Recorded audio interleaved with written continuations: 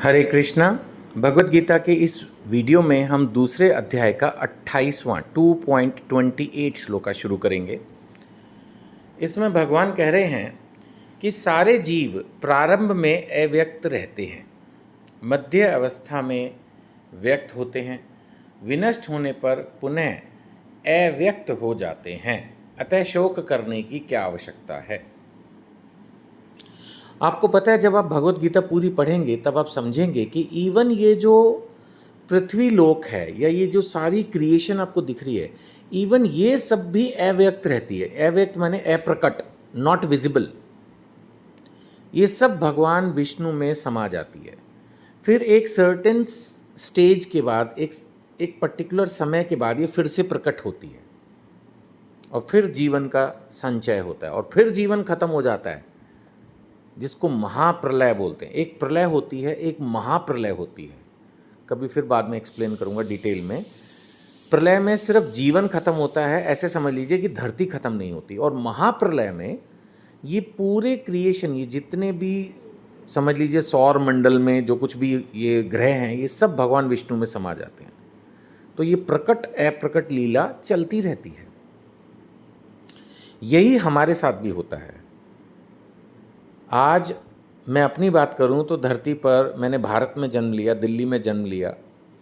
मैं पहले कहीं और होऊंगा। फ्रैंकली मैं इतना इंटेलिजेंट नहीं हूं कि मैं समझ सकूं कि मैं पहले कहाँ था। मे भी कोई जानवर था या कुछ अच्छे कर्म किए होंगे तो एक अच्छे भक्त पिता के घर में मुझे जन्म मिला, मैं तो यही मान लूँगा। तभी मुझे 5 साल की उम्र में ही भगवत गीता पढ़ने की प्रेरणा मिली। मेरी माँ ने मुझे एक भगवत गीता प्रेस गोरखपुर की गिफ्ट की थी बचपन में। समझता कुछ नहीं था, बस पढ़ता था, पढ़ता गया, समझ कुछ नहीं आ रहा है।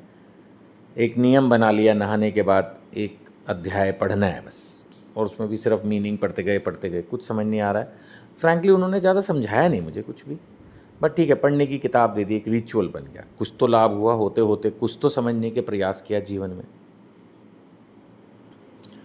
तो मैं अपनी बात करूं तो मैं भी पहले कहीं था। अब इस जन्म में यहाँ दिल्ली और इसके आसपास के एरिया में हूँ। आजकल गुड़गांव में रहता हूँ। एक समय आएगा, कभी भी आ सकता है, जब मैं ये शरीर छोड़ दूँगा। उसके बाद मुझे नहीं पता मैं कहाँ चला जाऊँगा। यही आप सबके साथ भी हुआ है। अभी आप भी कहीं थे, फिलहाल कहीं हो, और फिर कहीं चले जाओगे। लोग कहेंगे चला गया। ख़त्म नहीं हो जाओगे, कभी ख़त्म आप थे ही नहीं।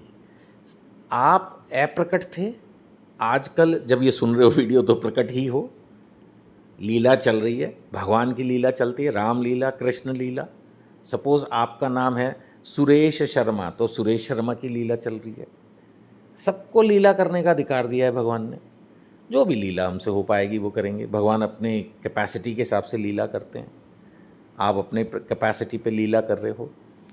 तो ये है ये श्लोक कि सारे जीव प्रारंभ में अव्यक्त रहते हैं, मध्य अवस्था में व्यक्त होते हैं और विनष्ट होने पर पुनः अव्यक्त हो जाते हैं। अतः शोक करने की क्या आवश्यकता है। तो भगवान कह रहे हैं ये प्रकट अप्रकट चलता रहता है। मैंने पहले एक फिल्म का एग्जाम्पल लिया था एक दिन की, भाई एक व्यक्ति की डेथ हो जाती है, अगली फिल्म में वो फिर जिंदा हो जाता है। It's like that. ऐसे क्रिकेट मैच में हर बैट्समैन आउट जरूर होगा।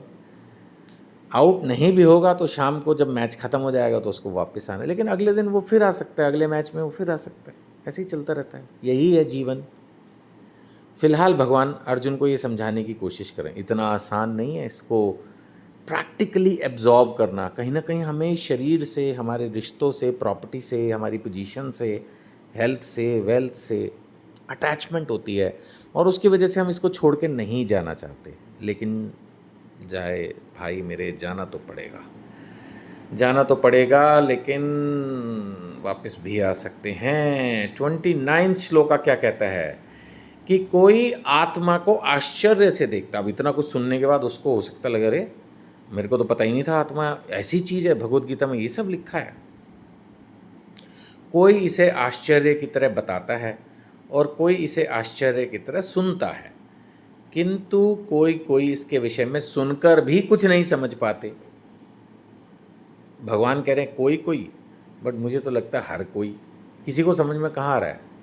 भगवत गीता में क्लियरली लिखा है, भगवत गीता कोई नई किताब तो पैदा हुई नहीं, हम में से जितने भी लोग इस धरती पर हैं सब के जन्म के समय से ही भगवत गीता इस धरती पर उपलब्ध है।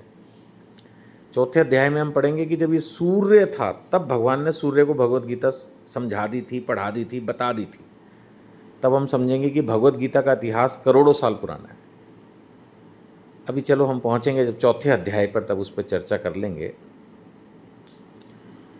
लेकिन फिर भी सब कुछ सुनने समझने के बाद भी हम शरीर को ही महत्वपूर्ण मानते हैं। मजे की बात यह है, हम इस पर चर्चा कर चुके हैं कि आत्मा ज़्यादा महत्वपूर्ण है। ज़्यादा तो छोड़ो, लोग आत्मा को महत्वपूर्ण समझते ही नहीं। वो कहते हैं जो कुछ है बस ये बॉडी है, जो कुछ है ये बॉडी है।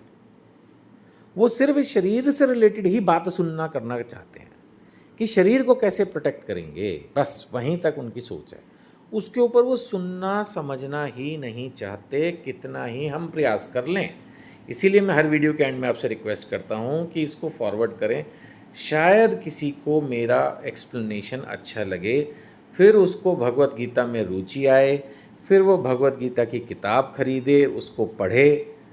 पढ़ लिया, समझ लिया तो खैर जीवन में परिवर्तन 100% गारंटी है। हाँ, अगर उसने किताब नहीं पढ़ी, नहीं सुनी, नहीं समझी, समझनी ही नहीं चाहिए, अप्लाई अपनी लाइफ में करनी ही नहीं चाहिए, तो फिर तो क्या ही हो सकता है। लेकिन जैसे मैं प्रयास कर रहा हूँ, अगर आप मेरी हेल्प कर रहे हैं तो आप भी बस प्रयास ही कर रहे हैं। हे भरतवंशी, शरीर में रहने वाले देही का कभी भी वध नहीं किया जा सकता, अतः तुम किसी भी जीव के लिए शोक करने की आवश्यकता नहीं है। बोलते जा रहे हैं भगवान, एक ही बात 20 बार बोल दी।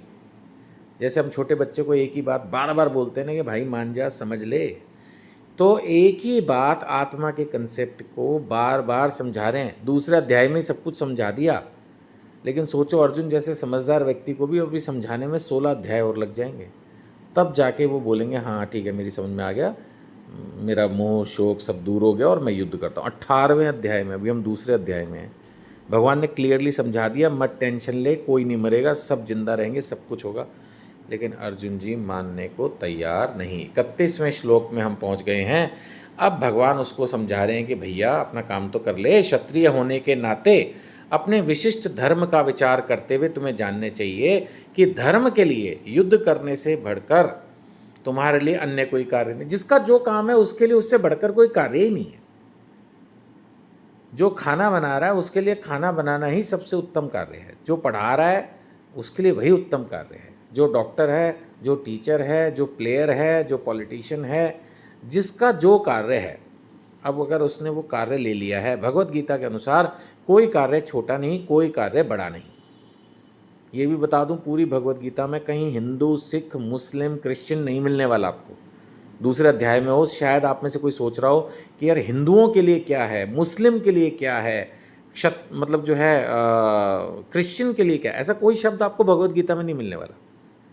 कर्मों के आधार पर पूरी भगवत गीता चल रही है और कोई कर्म छोटा नहीं बड़ा नहीं, लेकिन अपना कर्म छोड़ना नहीं है, कर्म करना है आपको। सो क्षत्रिय होने के नाते भगवान ने कहा अपने धर्म पर विचार करते हुए तुम्हें जानना चाहिए कि धर्म के लिए युद्ध करने, अब धर्म के लिए युद्ध कर रहे हो, इससे बढ़िया क्या है।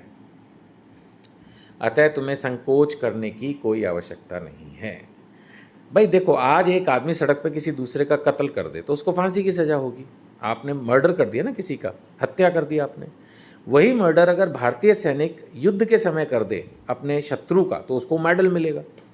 मर्डर तो मर्डर है, लेकिन वो धर्म युद्ध है, देश की रक्षा के लिए युद्ध है। मर्डर मर्डर है, बट उस वक्त मर्डर करने की सुपीरियर से आपको आज्ञा मिली है, उस आज्ञा के अनुसार आप मर्डर कर रहे हो, तो इसलिए आपको मेडल मिलेगा, बहादुरी कहलाएगी। एक साधारण जीवन में आप किसी की हत्या नहीं कर सकते, वो अपराध है, इसके लिए आपको फांसी की सज़ा दी जा सकती है। यही फ़र्क है जो समझने की ज़रूरत है। ठीक है ना। चलिए, जुड़ने के लिए आप जो वीडियो पर नंबर दिया उस पर अपना नाम व्हाट्सएप करें और हमारी व्हाट्सएप कम्युनिटी से जुड़ जाएं। हरे कृष्णा।